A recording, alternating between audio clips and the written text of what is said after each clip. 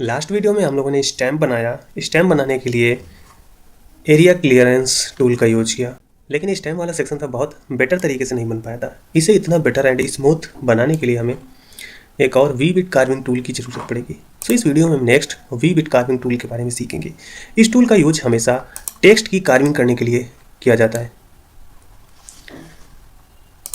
तो सबसे पहले हमने एरिया क्लियरेंस लगाया था यहाँ पे, और इसके बाद एरिया क्लियरेंस लगाया था अंदर साइड। बट हमने एक और वेक्टर बनाया, यहाँ पे देखिए हमने एक ये वेक्टर बनाया ताकि हम टेक्स्ट को रैप कर सकें, टेक्स्ट को कवर कर सकें, और इसके बाहर 3 mm के टूल से क्लियरेंस कर सकें।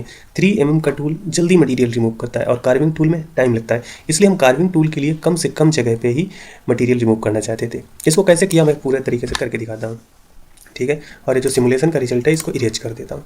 तो ये सिचुएशन था जब हमने पहले वीडियो से कार्विंग की थी। अब एक काम करते हैं, हमने न्यू लेयर बना ली और लेयर 1 यानी वेक्टर लेयर 1 में ही इस तरीके से रेक्टेंगल बना लेते हैं, या फिर हम क्रिएट पॉलीलाइन टूल की हेल्प से हम बना सकते हैं। यहाँ पे एक क्लिक ऐसे किया, देन यहाँ पे क्लिक किया और इस साइड चले आते हैं।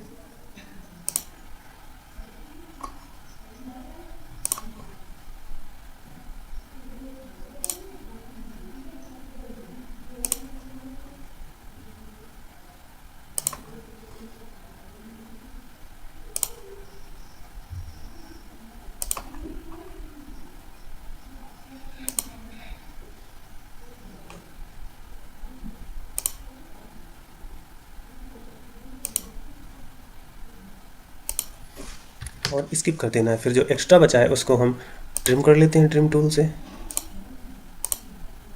ऐसे। अब इन सारे सेगमेंट को मेक से और आपस में ये ज्वाइन हो, तो एक ही ग्रीन डॉट दिख रहा है, इसका मतलब ये सारे सेगमेंट आपस में ज्वाइन है, एक्स्ट्रा ज्वाइन करने की ज़रूरत नहीं है।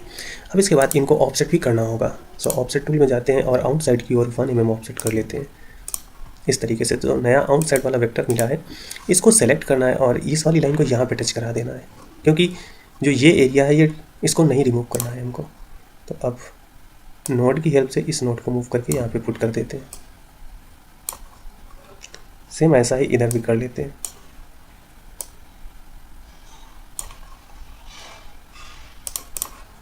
तो अब देखते हैं वी बिट कार्विंग टूल कैसे काम करता है। टूल पाथ में जाके 2D टूल पाथ और वी बिट कार्विंग टूल मिल जाएगा। इस टूल को एक्टिवेट करेंगे, बोल रहा है कि सिलेक्ट करो वेक्टर को, तो हमें जो टेक्स्ट है उसे सेलेक्ट करना है और टेक्स्ट के बाहर कितनी जगह तक मटेरियल को रिमूव करना है उसको भी सिलेक्ट कर लेना है। तो ये अंदर वाले वेक्टर को नहीं, हम इस वेक्टर को सिलेक्ट करेंगे, यानी टेक्स्ट और इसके बीच जो भी मटेरियल है वो सब हम चाहते हैं कि रिमूव हो जाए एक बार में। तो इन दोनों मटेरियल को सिलेक्ट कर लेना है और यहाँ से डेप्थ दे देनी है 3 mm हम कट करना चाहते हैं, और इस बटन को टिक रखना है मेक श्योर। इसके बाद यहाँ से टूल सेलेक्ट करेंगे। अब कार्विंग टूल है तो मेक श्योर कि हम 6 mm का 90 डिग्री वाला वी बिट यूज करेंगे। यहाँ से रिफ्रेश कर लेंगे तो आपको ये सारी चीज़ें आ जाएंगी यहाँ पे। तो ये बता रहा है कि मैक्सिमम डेप्थ ये टूल कितना जा सकता है और मिनिमम ये डेप्थ कितना जा सकता है, जबकि हमारी मैक्सिमम डेप्थ 3 mm है। देन इसके अलावा अगर कोई रफिंग टूल भी यूज करना है तो यहाँ से आप सेलेक्ट कर सकते हैं, बट हमें कोई रफिंग टूल यूज नहीं करना। और इसके साथ में ही मटेरियल की थिकनेस ऑलरेडी डिफाइन है और बस आपको कैलकुलेट नाउ में क्लिक करना है। जैसे ही कैलकुलेट नाउ में क्लिक करेंगे देखिए यहाँ पे टूल पाथ बन गया और उसने बहुत बेटर तरीके से स्टैम्प को उकेर दिया होगा। अब इसको सिमुलेट कर देते हैं। सेलेक्ट किया और सिमुलेशन कंट्रोल बार की हेल्प से यहाँ से आप इसका सिमुलेशन देख सकते हैं कि किस तरीके से ये टेक्स्ट को लिखेगा।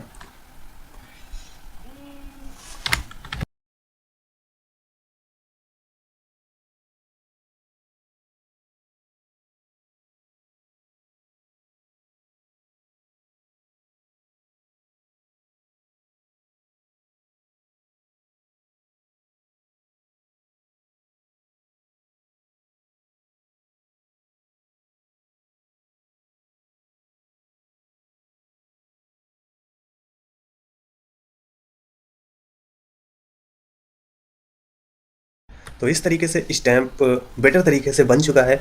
और इसके बाद हम बाकी एरिया क्लियरेंस टूल को यूज कर सकते हैं। जैसे इसको सेलेक्ट किया, देन इसको सिमुलेट कर लिया तो इसने आउटसाइड में कट कर दिया, और एरिया 1 को मॉडिफाई करना पड़ेगा। इस पर राइट क्लिक करके एडिट करते हैं और यहाँ से सारे वेक्टर्स को ऑन कर लेते हैं, लेकिन वी बिट कार्विंग वाले पाथ को बंद कर देते हैं यहाँ से।